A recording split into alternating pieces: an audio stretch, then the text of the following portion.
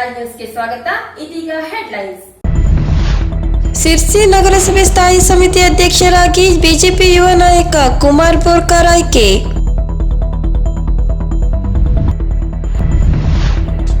ಜಾತ್ರೆ ಹಿನ್ನೆಲೆಯಲ್ಲಿ ಶರವೇಗ ಪಡೆದುಕೊಳ್ಳುತ್ತಿರುವ ರಸ್ತೆ ಅಗಲೀಕರಣ ಕಾಮಗಾರಿ. ಊಟಿಯಿಂದ ತಂದು ಬೆಳೆಸಿರುವ ಜರ್ಮನ್ ಶೆಪರ್ಡ್ ನಾಯಿಗಳ ನೈಟ್ ರೌಂಡ್ಸ್.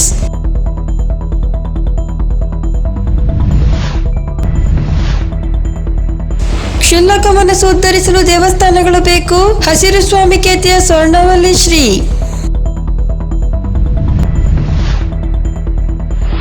ಅಘನಾಶಿಲಿ ನಿರಂತರ ಅರಿವಿಗೆ ಕಾಳಜಿ ವಹಿಸಬೇಕು. ಶ್ರೀ ವಿದ್ಯಾಧೀಶ ಸ್ವಾಮೀಜಿ.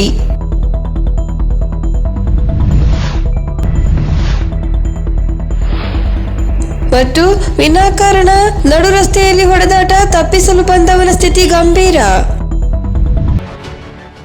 ಸಿರ್ಸಿ ನಗರಸಭೆಯ ಸ್ಥಾಯಿ ಸಮಿತಿಯ ಅಧ್ಯಕ್ಷರಾಗಿ ಕುಮಾರ್ ಕೆರಿಯ ಬೋರ್ಕರ್ ಅವಿರೋಧವಾಗಿ ಆಯ್ಕೆಯಾಗಿದ್ದಾರೆ. ನಗರಸಭೆಯ ಅಟಲ್ಜಿ ಸಭಾಭವನದಲ್ಲಿ ತೆರವಾದ ಸ್ಥಾಯಿ ಸಮಿತಿಯ ಅಧ್ಯಕ್ಷ ಸ್ಥಾನಕ್ಕೆ ಚುನಾವಣೆ ನಡೆಸಲಾಗಿತ್ತು. ಇದಕ್ಕೂ ಪೂರ್ವದಲ್ಲಿ ನಡೆದ ಸ್ಥಾಯಿ ಸಮಿತಿಯ ಸಭೆಯಲ್ಲಿ 11 ಜನರ ಸ್ಥಾಯಿ ಸಮಿತಿಯ ಸದಸ್ಯರನ್ನು ಆಯ್ಕೆ ಮಾಡಿ ಅಧ್ಯಕ್ಷ ಸ್ಥಾನಕ್ಕೆ ಚುನಾವಣೆ ಮಾಡಲಾಗಿತ್ತು. ಈ ಸಂದರ್ಭದಲ್ಲಿ ಅಧ್ಯಕ್ಷ ಸ್ಥಾನಕ್ಕೆ ಕುಮಾರ್ ಬೋರ್ಕರ್ ಒಬ್ಬರೇ ನಾಮಪತ್ರ ಸಲ್ಲಿಸಿದ್ದರಿಂದ ಅವರು ಅವಿರೋಧವಾಗಿ ಆಯ್ಕೆಯಾದರು. ಐಎಎಸ್ ಅಧಿಕಾರಿ ಹಾಗೂ ಸಹಾಯಕ ಆಯುಕ್ತರಾದ ಶ್ರೀಮತಿ ಅಪರ್ಣ ರಮೇಶ್ ಸಭೆಯ ಅಧ್ಯಕ್ಷತೆ ವಹಿಸಿ ಚುನಾವಣಾಧಿಕಾರಿಯಾಗಿ ಕಾರ್ಯನಿರ್ವಹಿಸಿದರು. ಈ ಸಂದರ್ಭದಲ್ಲಿ ನಗರಸಭೆಯ ಪೌರಾಯುಕ್ತರಾದ ಕಾಂತರಾಜ್ ಉಪಸ್ಥಿತರಿದ್ದರು. ಕುಮಾರ್ ಬೋರ್ಕರ್ ತಂದೆ ಕೆರಿಯ ಬೋರ್ಕರ್ ಹಾದಿಯಲ್ಲಿ ರಾಜಕೀಯ ಹಿಡಿದು ಬಂದವರು. ಕೆರಿಯರವರು ಸರ್ಕಾರಿ ನೌಕರಿಯಲ್ಲಿ ನಿವೃತ್ತಿ ಹೊಂದಿದ ಮೇಲೆ ಬಿಜೆಪಿ ಸೇರಿ ರಾಜಕೀಯ ಶುರು ಮಾಡಿದವರು. ಅವರ ಸೇವೆಗೆ ಮೆಚ್ಚಿ ಜನರು ಅವರನ್ನು ನಗರಸಭೆಯ ಸದಸ್ಯರನ್ನಾಗಿ ಆಯ್ಕೆ ಮಾಡಿದರಲ್ಲದೆ ನಂತರ ಅವರು ಇದೇ ನಗರಸಭೆಯ ಸ್ಥಾಯಿ ಸಮಿತಿಯ ಅಧ್ಯಕ್ಷರಾಗಿ ಎಪಿಎಂಸಿಯ ಉಪಾಧ್ಯಕ್ಷರಾಗಿ ಸೇವೆ ಸಲ್ಲಿಸಿರುವುದು ಅವರ ಜನಮನ್ನಣೆಗೆ ಸಾಕ್ಷಿಯಾಗಿದೆ. ಇದೇ ದಾರಿಯಲ್ಲಿ ಮಗ ಕೂಡ ರಾಜಕೀಯ ಆರಂಭಿಸಿದರು. ವಿಶೇಷ ಎಂದರೆ ಕುಮಾರ್ ತಮ್ಮ ರಾಜಕೀಯವನ್ನು ಯಾವುದೇ ಪಕ್ಷದಿಂದ ಮಾಡಿಲ್ಲ.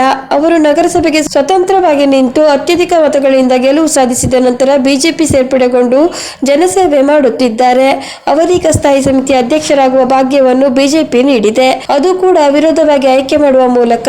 ಕುಮಾರ್ ಅವರು 21ನೇ ವಾರ್ಡಿನ ನಗರಸಭೆಯ ಅಭ್ಯರ್ಥಿ. ಈ ವಾರ್ಡಿನಲ್ಲಿ ಅಲ್ಪಸಂಖ್ಯಾತರು ನಿರ್ಣಾಯಕರಾಗಿದ್ದರು. ಬಿಜೆಪಿ ಅಭ್ಯರ್ಥಿಯಾಗಿದ್ದ ಕುಮಾರ್ ಅವರನ್ನು ಗೆಲ್ಲಿಸಿಕೊಟ್ಟಿದ್ದಾರೆಂದರೆ ಇದಕ್ಕೆ ಅವರ ಸಮಾಜ ಸೇವೆಯೇ ಮುಖ್ಯ ಕಾರಣವಾಗಿದೆ.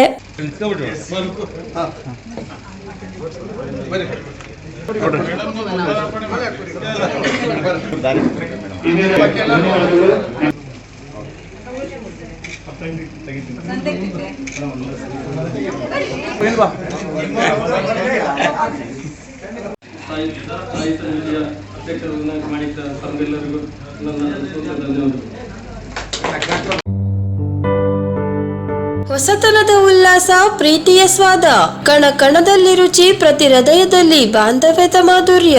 100% ಉತ್ಕೃಷ್ಟ ಗುಣಮಟ್ಟದ ಸಾಮಗ್ರಿಗಳಿಂದ ತಯಾರಿಸಲ್ಪಟ್ಟ ನಿವಾಸ್ ಪಾನ್ ಮಸಾಲಾ. ಜನರ ಮಾನ್ಯತೆ ಪಡೆದ ಶ್ರೇಷ್ಠವಾದ ಪಾನ್ ಮಸಾಲಾ ನಿವಾಸ್ ಪಾನ್ ಮಸಾಲಾ. ಹೆಚ್ಚಿನ ಮಾಹಿತಿಗಾಗಿ ಸಂಪರ್ಕಿಸಿ 9945224596 ಮತ್ತು 8217543491.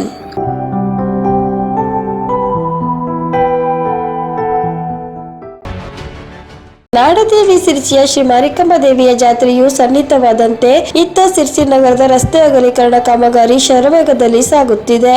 ಕಾಮಗಾರಿ ಇದೇ ವೇಗದಲ್ಲಿ ಸಾಗಿದರೆ ಇನ್ನೆರಡು ವಾರದಲ್ಲಿ ಸರ್ಕಾರಿ ಆಸ್ಪತ್ರೆ ಎದುರಿನಿಂದ ನಗರಸಭೆಯವರೆಗಿನ ಅಗಲೀಕರಣ ಕಾಮಗಾರಿ ಸಂಪೂರ್ಣಗೊಳ್ಳುವ ನಿರೀಕ್ಷೆ ಇದೆ. ಅನುದಾನದ ಕೊರತೆಯ ನಡುವೆಯೂ ಗುತ್ತಿಗೆದಾರರು ಶಾಸಕ ಭೀಮಣ್ಣ ನಾಯ್ಕರಿಗೆ ಕೊಟ್ಟ ಮಾತಿನಂತೆ ರಸ್ತೆ ಕಾಮಗಾರಿ ಪೂರ್ಣಗೊಳಿಸುತ್ತಿದ್ದಾರೆ. ಇದಕ್ಕಾಗಿ ಗುತ್ತಿಗೆದಾರರು ಹಗಲು ರಾತ್ರಿ ಶ್ರಮವಹಿಸಿ ಕೆಲಸ ಮಾಡುತ್ತಿದ್ದಾರೆ.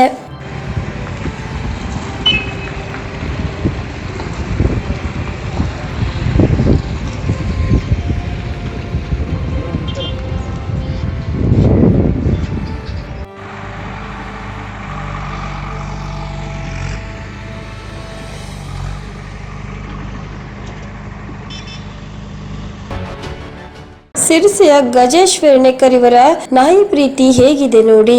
ಇವರು ತಾವು ವಾಕಿಂಗ್ ಮಾಡದಿದ್ದರೂ ಪರವಾಗಿಲ್ಲ, ರಾತ್ರಿಯಾದರೆ ತಾವು ಪ್ರೀತಿಯಿಂದ ಸಾಕಿದ ನಾಯಿಗೆ ವಾಕಿಂಗ್ ಮಾಡಿಸುವುದನ್ನು ಮಾತ್ರ ಮರೆಯುವುದಿಲ್ಲ.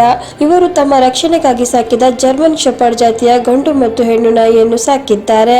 ಈ ನಾಯಿ ಮರಿಗಳನ್ನು 2.5 ತಿಂಗಳು ಇರುವಾಗಲೇ ಊಟಿಯಿಂದ ತರಲಾಗಿತ್ತು. ಈಗ ಜರ್ಮನ್ ಶೆಪರ್ಡ್ ನಾಯಿಗೆ ಸುಮಾರು 8 ವರ್ಷವಂತೆ. ಮಾಲೀಕರ ಪ್ರೀತಿಗೆ ದಷ್ಟಪುಷ್ಟವಾಗಿ ಬೆಳೆದಿದೆ. ಈ ನಾಯಿಗಳು ಮನೆಯಲ್ಲಿ ಇದ್ದ ಸಂದರ್ಭದಲ್ಲಿ ಮಾತ್ರ ಸಣ್ಣ ಇರುವೆ ಕಂಡರೂ ಬೊಗಳಿ ತಮ್ಮ ಯಜಮಾನರನ್ನು ಎಚ್ಚರಿಸುತ್ತದೆ. ಹೊರಗೆ ಬಂದರೆ ಎಲ್ಲರ ಬಳಿ ಪ್ರೀತಿಯಿಂದ ಬೆರೆಯುತ್ತವೆ. ಇದೇ ಈ ಜರ್ಮನ್ ಶೆಪರ್ಡ್ ನಾಯಿಯ ವಿಶೇಷ.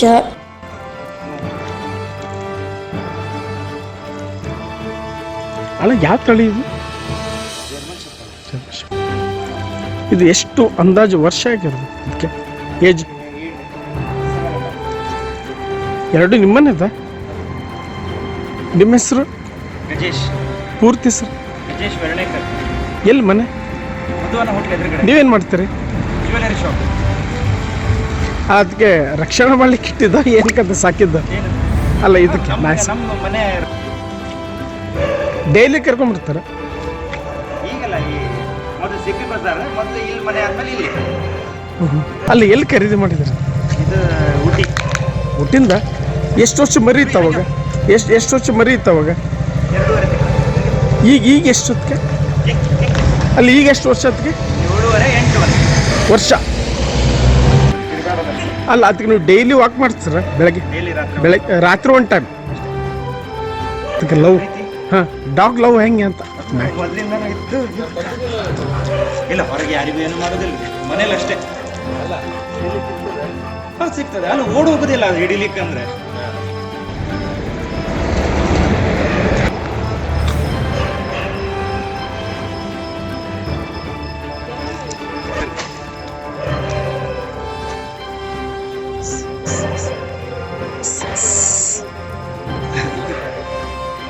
ಓಡ್ ಹೋಗೋದು 2 ಗಂಟೆನ, ಒಂದು ಹೆಣ್ಣು ಒಂದು ಗಂಡು.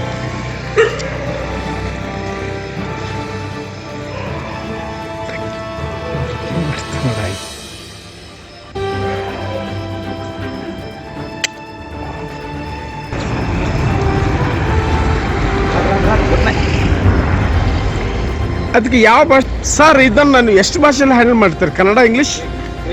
ಕೊಂಕಣಿ, ಇಂಗ್ಲೀಷ್ ಅಷ್ಟೇ. ಕನ್ನಡ ಕರೀರಿ ಒಂದು ಸರ್ತಿ ಕೋಣಲ್ಲಿ. ಹಿಂಗ್ಯೋ ಅಯ್ಯೋ.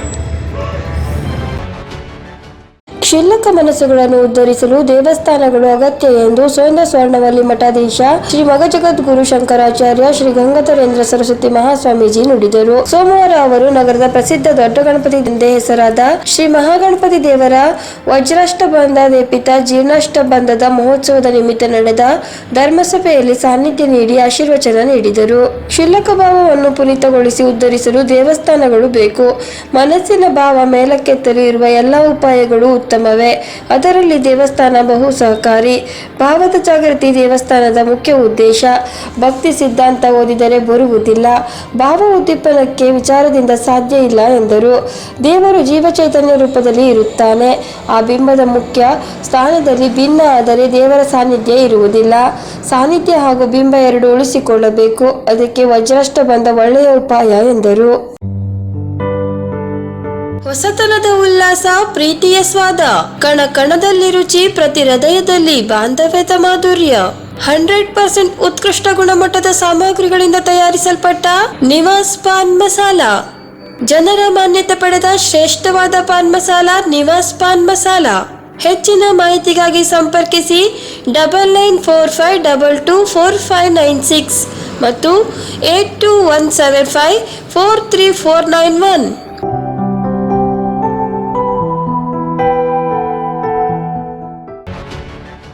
ಅಘನಾಶಿನಿಯ ಶುಚಿತ್ವದ ಹೊಣೆ ಹೊತ್ತ ನಾವೆಲ್ಲ ಅದು ತಡೆಯಿಲ್ಲದೆ ನಿರಂತರ ಹರಿಯುವಂತೆ ಕಾಳಜಿ ವಹಿಸಬೇಕಾದ ಸಂದರ್ಭ ಒದಗಿ ಬಂದಿದೆ ಎಂದು ಗೋಕರ್ಣ ಪರ್ತಗಾಳಿ ಮಠದ ವಿದ್ಯಾಧೀಶ ಸ್ವಾಮೀಜಿ ಹೇಳಿದರು. ತಾಲೂಕಿನ ಅಘನಾಶಿನಿ ಗ್ರಾಮದಲ್ಲಿ ಯುವ ಬ್ರಿಗೇಡ್ ತಾಲೂಕು ಘಟಕ ಭಾನುವಾರ ಆಯೋಜಿಸಿದ್ದ ಅಘನಾಶಿನಿ ಆರತಿ ಕಾರ್ಯಕ್ರಮದಲ್ಲಿ ಪಾಲ್ಗೊಂಡು ಅವರು ಮಾತನಾಡಿದರು.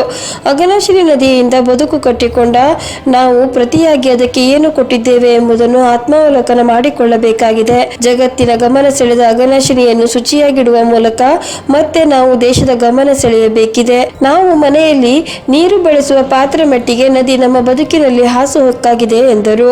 ಯುವ ಬ್ರಿಗೇಡ್ ಸಂಸ್ಥಾಪಕ ಚಕ್ರವರ್ತಿ ಸುಲೇಬೆಲೆ, ಅಘನಾಶಿನಿಗೆ ವಿಶ್ವಮಟ್ಟದ ಮಾನ್ಯತೆ ದೊರೆತಿದೆ ಎಂದ ಮೇಲೆ ಅದನ್ನು ಶುಚಿಯಾಗಿಟ್ಟು ಮುಂದಿನ ಪೀಳಿಗೆಗೆ ರಕ್ಷಿಸುವ ಹೊಣೆ ಎಲ್ಲರ ಮೇಲಿದೆ ಎಂದರು. श्री संस्थान गोकर्ण व्रतगाळ जीवोत्तम मठाधीश श्रीमद विद्याधीश तीर्थ स्वामी महाराज की गोकर्ण व्रत संस्थान की बोलो भारत माता की बोलो भारत माता की बोलो भारत माता की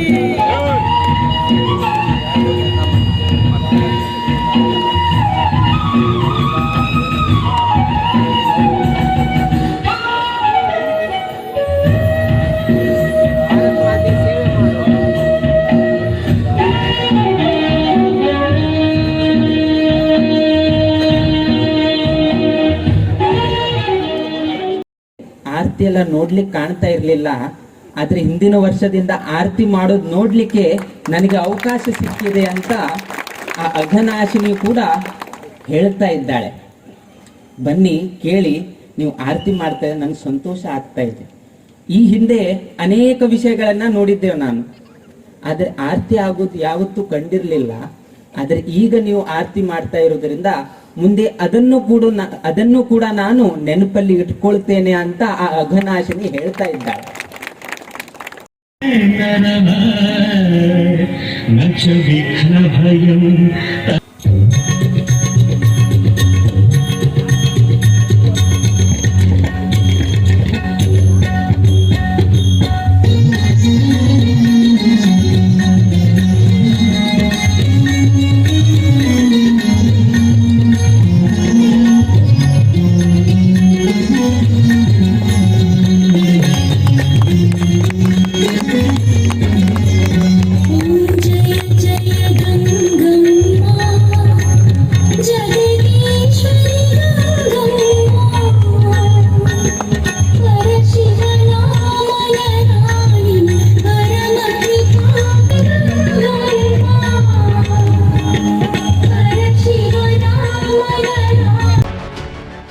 ಕ್ಷುಲ್ಲಕ ವಿಷಯಕ್ಕೆ ಇರುವರು ರಸ್ತೆ ಮಧ್ಯೆ ಹೊಡೆದಾಡಿಕೊಂಡು ಆಸ್ಪತ್ರೆಗೆ ದಾಖಲಾದ ಘಟನೆ ಹಳೆ ಬಸ್ ಸ್ಟ್ಯಾಂಡ್ ನಿಲ್ದಾಣದ ಬಳಿ ನಡೆದಿದೆ. ಗಾಯಗೊಂಡ ಅವರ ಹೆಸರು ತಿಳಿದು ಬಂದಿಲ್ಲವಾದರೂ ಓರ್ವ ಇಂದಿರಾನಗರ ಹಾಗೂ ಇನ್ನೋರ್ವ ಉಸಿರಿ ರಸ್ತೆಯ ಚನ್ನಾಪುರ ಕೆರೆ ಹತ್ತಿರದ ನಿವಾಸಿ ಎಂದು ತಿಳಿದು ಬಂದಿದೆ. ಗಾಯಗೊಂಡವನ ಓರ್ವನ ಸ್ಥಿತಿ ಚಿಂತಾಜನಕವಾಗಿದೆ. ಪೊಲೀಸರು ಸ್ಥಳಕ್ಕೆ ತೆರಳಿ ಪರಿಶೀಲನೆ ನಡೆಸಿದ್ದಾರೆ.